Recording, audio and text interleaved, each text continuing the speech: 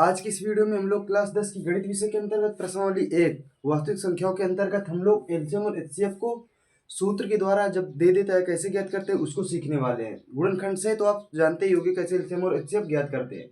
तो आइए एलसीएम और एचसीएफ के कुछ इंपॉर्टेंट कॉन्सेप्ट को इस वीडियो में हम लोग सीखते हैं।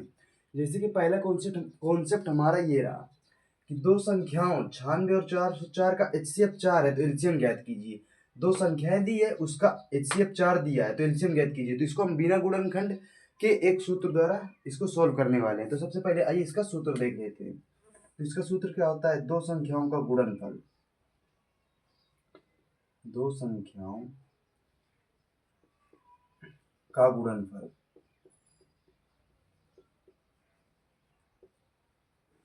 बराबर एलसीएम गुणे एचसीएफ। तो ये सूत्र बहुत ही इंपॉर्टेंट होने वाला है इस कॉन्सेप्ट के लिए। तो दो संख्याओं का गुणनफल बराबर एलसीएम गुणे एचसीएफ। जैसे दो संख्याएं दी हुई है तो दोनों का गुणा बराबर एलसीएम गुणे एचसीएफ होता है। तो आइए इसी सूत्र में रख के हम लोग इसका एलसीएम ज्ञात करते हैं। तो 96 गुणे 404 दोनों संख्याओं का गुणनफल बराबर एलसीएम गुणे एचसीएफ। यहाँ पर दिया है 4 तो 4 आ गया। अब ये गुणे वाला बटे में आएगा तो यहाँ देख लो। तो एलसीएम बराबर 96 गुणे 404 बटे 4।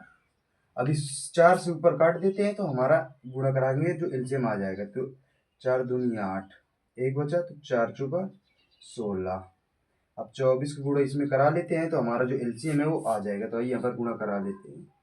404 गुणे 24, तो पहले 4 का करा लेते हैं तो 4 चौको 16, पूरा 16 आ जाएगा। फिर 4 चौको 16, इसका होगा तो 2 4 को 8, फिर 0, फिर 2 4 को 8, ये हो जाएगा 6, ये हो जाएगा 9, ये हो जाएगा 6, ये हो जाएगा 9।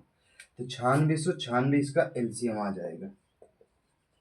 ये कॉन्सेप्ट बोर्ड एग्जाम के तहत बहुत इंपॉर्टेंट होने वाला है क्योंकि एक या दो नंबर में ऐसा क्वेश्चन बन जाता है। तो इस सूत्र के माध्यम से हम लोगों ने इसका डायरेक्ट एलसीएम निकाल लिया। अब आइए दूसरा कॉन्सेप्ट भी समझ लेते हैं। अब आइए दूसरे कॉन्सेप्ट में हमारा क्या कह रहा है, दो संख्याओं जिनका एलसीएम और एचसीएफ क्रमशः दिए गए हैं। दो संख्याओं जिनमें एलसीएम 182 है और एचसीएफ 13 है और एक संख्या 91 है तो दूसरी संख्या क्या थी, जिसमें संख्या पूछ लिया है कि दो संख्याओं का एलसीएम और एचसीएफ दिया है, एक संख्या भी दी है तो हम उसी सूत्र में लगा देंगे। दो संख्याओं गुणनफल, पहली संख्या हमको नहीं पता तो ऐसे लिख देंगे। पहली संख्या दूसरी संख्या मान लो हमको पता है तो 91 हो गई। आप किसी को भी पहली दूसरी मान सकते हो, इसको दूसरी भी मान सकते हो या पहली मान लो, कोई दिक्कत नहीं होगी।